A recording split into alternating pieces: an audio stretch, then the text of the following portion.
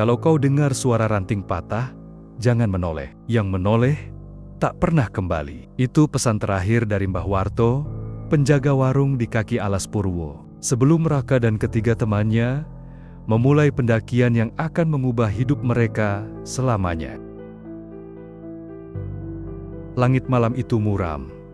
Tak ada bulan, hanya gemuruh angin dan desah hutan yang seperti bernapas. Mereka memulai perjalanan menjelang tengah malam, sesuai dengan tantangan yang viral di media sosial.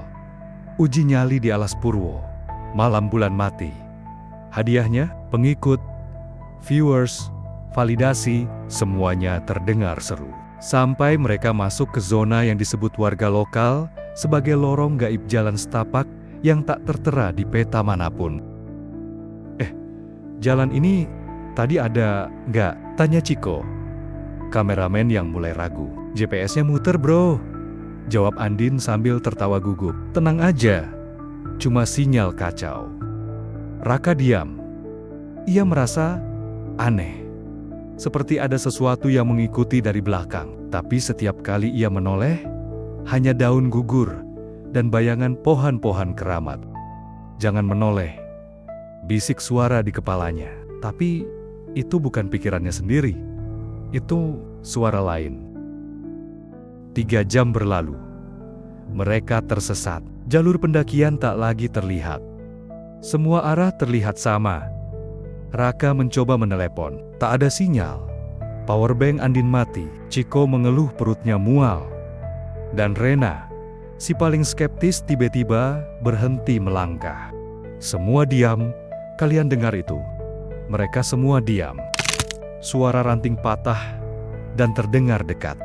Tak ada angin, tapi sesuatu berdiri di balik pohon besar. Tinggi, besar, bahunya lebar, tapi kepalanya. Guys, kepalanya nggak ada, Rena berteriak. Panik dan langsung lari ke arah sebaliknya. Andin mengejarnya. Ciko terpaku, merekam dengan tangan gemetar. Raka berdiri beku. Sosok itu perlahan melangkah. Berat, tanah bergemuruh setiap ia injak. Dan saat jaraknya hanya 5 langkah, ia mengangkat tangannya.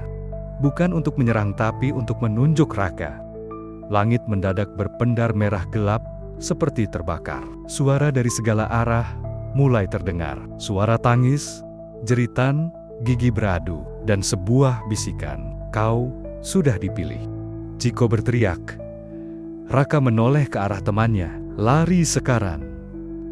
Suasana menjadi gelap. Ia terbangun. Masih di hutan, tapi sendiri. Hanya ada kabut tebal dan bau amis darah. Ciko, Andin, Rena, di mana kalian? Tak ada jawaban. Tapi kamera Ciko tergeletak di tanah masih menyala.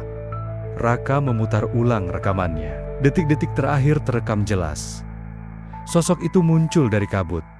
Rena tersandung, Andin menjerit. Lalu, satu persatu, kepala mereka menghilang. Bukan dipenggal, tapi lenyap. Seperti tak pernah ada. Raka menutup mulutnya. Gemetar. Ia ingin muntah, tapi tak bisa. Lalu ia sadar, di video itu, sosok tanpa kepala menunjuk langsung ke lensa kamera, seakan melihat penonton. Dan di detik terakhir rekaman itu, terdengar suara lirih.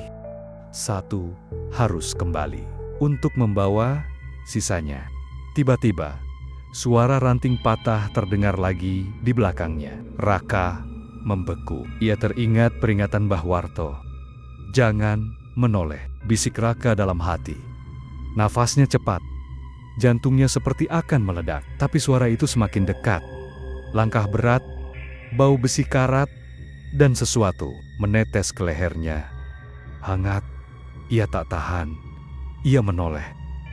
Kosong, tak ada siapapun, kecuali bayangannya sendiri. Tapi ada yang aneh.